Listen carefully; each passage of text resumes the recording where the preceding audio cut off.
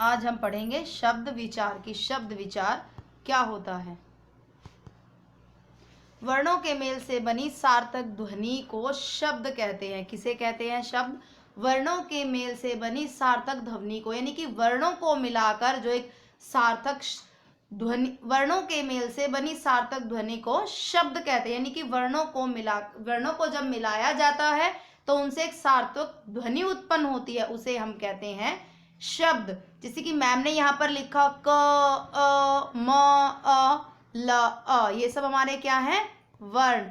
जैसे कि देखो मैम ने यहाँ पे लिखा क, अ, म, अ, ल, अ, ये सब हमारे क्या हैं? वर्ण। ये सब हमारे क्या हैं? वर्ण। और इन सबको मिलाकर, वर्णों को मिलाकर हमारा एक सार्थक शब्द बन गया, सार्थक ध्वनि, एक सार्थक ध्वनि निकली है, उसे हम कहते हैं शब्द। जैसे कि कमल, क्या बन गया ये हमारा? कमल। कमल हमारा क्या होता है? कमल का फूल, यानी कि एक सार्थक अर्थ निकला। आगे है शब्द के 4 भेद बताए गए हैं। कितने भेद बताए हैं शब्द के? 4। एक होता है हमारा अर्थ के आधार पर, उत्पत्ति के आधार पर, रचना के आधार पर, और हमारा लास्ट है प्रयोग के आधार पर। अर्थ देखते हैं कि अर्थ के आधार पर मैम ने आपको शब्द के कितने भेद बताए थे? 2। अर्थ के आधार पर शब्द के 2 भेद होते हैं। एक होता है हमारा सार्थक शब्द और एक होता है हमारा निरर्थक शब्द। एक होता है हमारा सार्थक और एक होता है निरर्थक। सार्थक शब्द क्या होता है? जिन शब्दों को निश्चित अर्थ होता है, यानी कि उनका कुछ अर्थ निकलता है, उन्हें हम कहते हैं सार्थक शब्द। जैसे कि कलम, कोयल, ये सब हमारे क्या है? सार्थक शब्द। अब है हमारा निरर्थक शब्द। जिन शब्दों का कोई भी अर्थ नहीं निकलता, यानी कि उनका कुछ मीनिंग ही नहीं निकलता, मीनिंगलेस शब्द होते हैं, उन्हें हम कहते हैं निरर्थक शब्द। जो मीनिंगलेस शब्द होते हैं उन्हें हम कहते हैं निरर्थक। जैसे कि वाय, वोटी, इन शब्दों का कोई भी अर्थ नहीं निकलता। आगे है सार्थक शब्दों के भी भेद बताए गए हैं। एकार्थी शब्द, अनेकार्थी शब्द, पर्यायवाची शब्द, विलोम शब्द और समरूपी भिन्नार्थक शब्द। अब देखते हैं कि एकार्थी शब्द क्या होता है। एकार्थी शब्द जिन शब्दों का केवल एक ही अर्थ निकलता है। क्या निकलता है? जिन शब्दों का केवल एक ही अर्थ निकलता, उनसे एक ही अर्थ का बोध होता है, उसे हम कहते हैं एकार्थी। जैसे कि मैम ने यहाँ पर दिया हुआ है आभूषण। क्या दिया हुआ मैम ने यहाँ पर? आभूषण। क्या दिया हुआ मैम ने यहाँ पर? आभूषण। और आभूषण का अर्थ होता है हमारा गहना। आगे है नृत्य। नृत्य का अर्थ होता है नाच। कथा, कथा का अर्थ होता है कहानी। अब आगे हमारा अनेकार्थी शब्द। जिन शब्दों का एक से अधिक अर्थ निकलता है, एक से अधिक अर्थों का बोध होता है, उन्हें हम कहते हैं अनेकार्थी शब्द। जैसे कि कनक। क्या लिखा मैम ने यहाँ पर? कनक। क्या लिखा है? कनक। अब हम देखते हैं कि कनक के एक से अधिक भी अर्थ हो सकते हैं। कनक को हम गेहूं बोलते हैं, धतूरा बोलते हैं, पलाश बोलते हैं और सोना भी बोलते हैं। इसी तरीके से आम। आम क्या है? आम हमारा एक फल भी होता है। एक साधारण आदमी को भी हम आम, जैसे कि हम बोलते हैं ना कि एक साधारण आदमी, एक आम आदमी, ये सब हमारे अनेकार्थी शब्द हैं। आगे हम देखते हैं पर्यायवाची शब्द। जिन शब्दों के अर्थ समान होते हैं उन्हें हम पर्यायवाची कहते हैं। यानी कि जिन शब्दों के, जो शब्दों में दिया गया है, उनका समान अर्थ निकलता है, उन्हें हम कहते हैं पर्यायवाची। अब देखो जैसे कि मैम ने यहाँ पे लिखा हुआ है गणेश। क्या है ये? भगवान जी गणेश का नाम लिखा हुआ है। भगवान गणेश को हम विनायक बोलते हैं, गजानन बोलते हैं, लंबोदर बोलते हैं और गणपति भी बोलते हैं। इसी तरीके से आगे कमल। कमल को देखो हम जलज बोलते हैं, पंकज, नीरज, ये सब हमारे क्या है? इनके अनेक नाम है, लेकिन ये इन सब के अर्थ समान है। विलोम शब्द। विलोम का मतलब ही होता है कि जो उल्टा अर्थ दे। विपरीत का अर्थ होता है कि जो उल्टा अर्थ बताने वाले शब्दों को हम विलोम शब्द कहते हैं, यानी कि जिनका उल्टा अर्थ निकले। सपोज मैम ने बोला काला, तो काला का उल्टा क्या हो गया हमारा? गोरा। इसी तरीके से यहाँ पे हमारा अंधकार। अंधकार का उल्टा क्या हो गया हमारा? प्रकाश। आगे चेतन। चेतन का उल्टा अचेतन। सत्य। सत्य का उल्टा क्या होगा हमारा? असत्य। आगे हम पढ़ते कि समरूपी भिन्नार्थक शब्द क्या होता है? समरूपी यानी कि जो सुनने में तो समान लगे लेकिन उनका अर्थ अलग हो। क्या हो? अर्थ अलग हो। वे शब्द जिनका उच्चारण समान प्रतीत होता है लेकिन उनका अर्थ व वर्तनी भिन्न होते हैं, ऐसे शब्दों को हम समरूपी भिन्नार्थक शब्द बोलते हैं। अब देखो यहाँ पे मैम ने क्या लिखा हुआ है? कनक। कनक का अर्थ होता है सोना। क्या होता है कनक का अर्थ? सोना। सोना भी होता है और हम कनक को क्या बोलते हैं? कनक को हम गेहूं भी बोलते हैं। कनक को हम क्या बोलते हैं? सोना भी बोलते हैं और गेहूं भी बोलते हैं। आगे हमारा उत्पत्ति के आधार पर, उत्पत्ति के आधार पर शब्द के 4 भेद बताए गए हैं। तत्सम शब्द, तद्भव शब्द, देशज शब्द और विदेशज शब्द।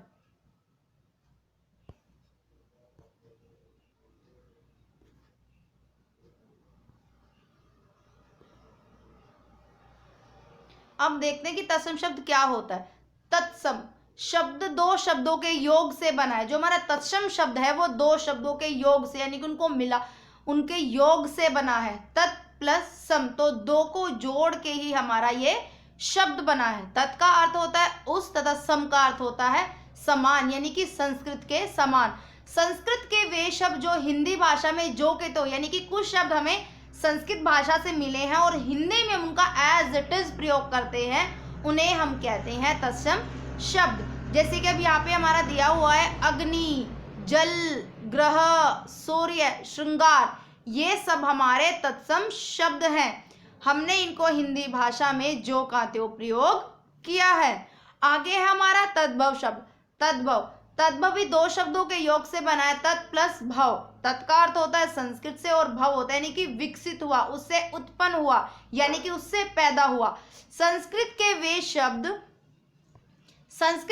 शब्द जिनका हिंदी में रूप परिवर्तित हो गया। पहले तद्भव में क्या था, हमारा जो संस्कृत के शब्द थे हमने उनको एज इट इज हिंदी में प्रयोग किया था, उनमें कोई भी परिवर्तन नहीं किया था। लेकिन यहाँ पर क्या बोला, संस्कृत के वे शब्द जो हिंदी भाषा में जिनका हिंदी भाषा में रूप परिवर्तित हो गए, यानी कि जो संस्कृत के शब्द थे हमने उनको हिंदी भाषा में परिवर्तित कर दिया, उन्हें हम कहते हैं तद्भव शब्द। अब देखिए आगे हमारा अग्नि। अग्नि हमारा एक संस्कृत का शब्द था, लेकिन अब हमने इसका परिवर्तन करके हमने इसको हिंदी में नाम दे दिया है आग। आगे हमारा पुत्र। पुत्र हमारा संस्कृत शब्द है, अब हिंदी में परिवर्तित होने के बाद हो गया पूत, यानी कि बेटा। आगे हमारा देशज शब्द। जो शब्द स्थानीय क्षेत्रीय प्रभाव के आवश्यकता अनुसार हिंदी भाषा में आ गए, वो क्या कह रहा है कि जो शब्द स्थानीय या अक्षेत्रीय, अक्षेत्र यानी कि हम अपने अक्षेत्र के अनुसार जिन शब्दों को बोलते हैं वो हमारे देशज शब्द कहलाते हैं। जैसे कि डिबिया, लोटा, खिचड़ी, ये सब हमारे देशज शब्द हैं। आगे है हमारे विदेशी शब्द या विदेशज शब्द।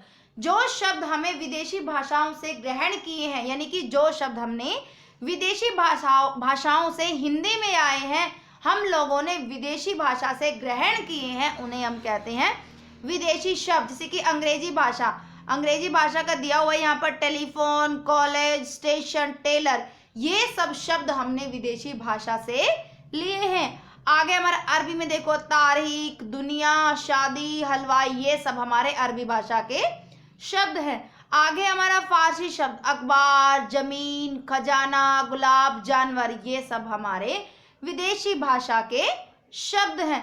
पुर्तगाली भाषा से देखो हमने कौन से शब्द लिए हैं, आलू, अचार, पपीता, ये सब हमारे पुर्तगाली भाषा से लिए गए शब्द हैं। आगे रचना के आधार पर शब्द के 3 भेद बताए गए हैं।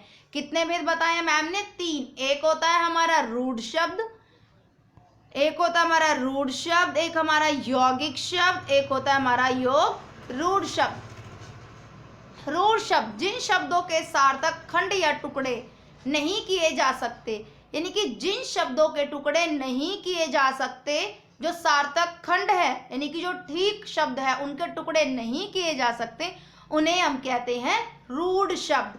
जैसे कि यहाँ पे मैम ने लिखा हुआ है कलम, क्या लिखा हुआ है मैम ने यहाँ पर? कलम, कलम, कलम, इनके हम यहाँ पर टुकड़े नहीं कर सकते।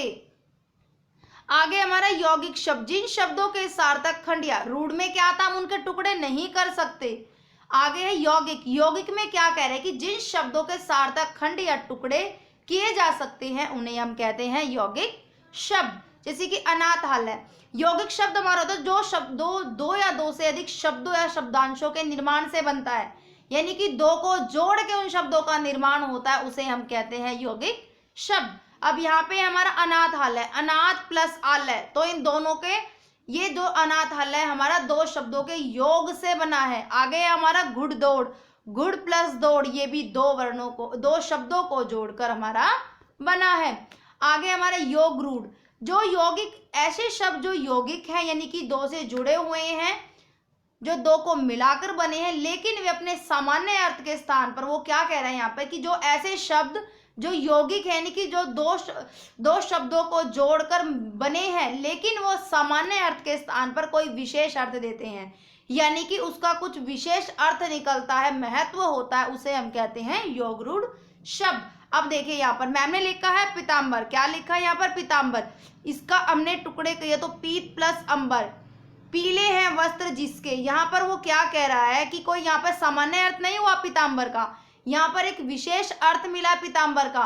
पीले हैं वस्त्र जिसके भगवान विष्णु, यानी कि किसी तीसरे व्यक्ति के लिए यूज हुआ है, यानी कि जो पीले हैं वस्त्र जिसके, जो पीले वस्त्र धारण करता है वो होते हैं हमारे विष्णु भगवान। तो यहाँ पर उसका सामान्य अर्थ के स्थान पर कोई विशेष अर्थ दिया है यहाँ पर उसने, यानी कि पीले हैं वस्त्र जिसके। आगे है प्रयोग के आधार पर। प्रयोग के आधार पर दो शब्द हैं, एक होता है हमारा विकारी शब्द, एक होता है हमारा अविकारी शब्द।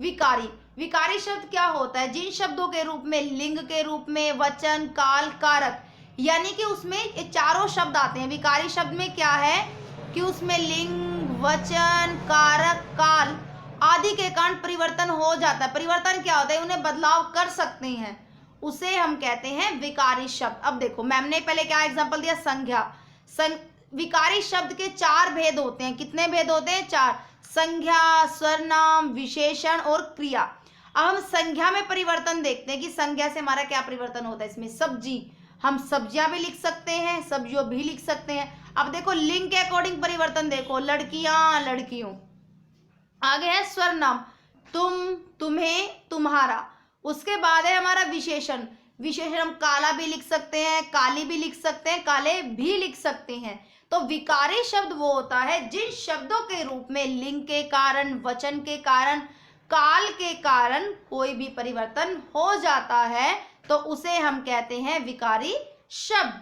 अब आगे है हमारा अविकारी शब्द की। अविकारी शब्द क्या होता है? जिन शब्दों के रूप में ना ही लिंग, वचन, कारक के कारण, देखो विकारी में क्या था? लिंग, वचन, कारक, काल के अनुसार उसमें परिवर्तन हो गया था। लेकिन अविकारी क्या बोल रहा है कि उनमें ना ही तो लिंग के कारण चेंज होता है, ना वचन के कारण, ना कारक के कारण, ना ही काल के कारण। इनमें हम कोई भी परिवर्तन नहीं कर सकते। अब आगे है अविकारी शब्दों को चार भागों में बांटा गया है। कितने भागों में बांटा है? चार में।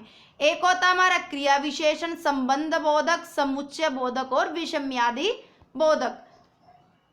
अब क्रिया विशेषण। क्रिया विशेषण क्या होता है? जो क्रिया की विशेषता बताता है उसे हम कहते हैं क्रिया विशेषण।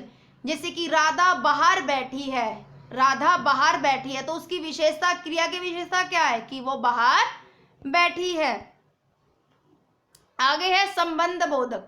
रेखा के साथ कमला आएगी। संबंध का मतलब क्या होता है कि वो उसमें बीच में एक संबंध आ गया, यानी कि एक वाक्य को दूसरे के साथ जोड़ने के लिए संबंध किया है दोनों का, यानी कि रेखा के साथ कमला आएगी, यानी कि राम के साथ श्याम जाएगा।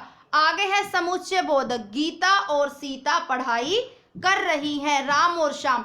ये क्या कह रहा है कि यहाँ पर दो वाक्यों को जोड़ने के लिए हमने किसका सहारा लिया है? और का, यानी कि इस वाक्य को पूरा करने के लिए हमने किसका सहारा लिया है? और का। तो ये हमारे होते हैं समुच्चय बोधक।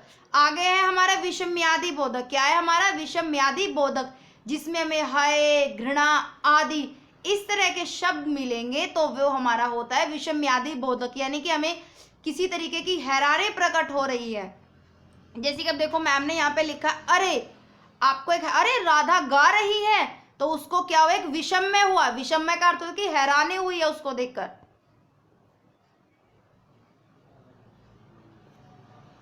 Okay bye class.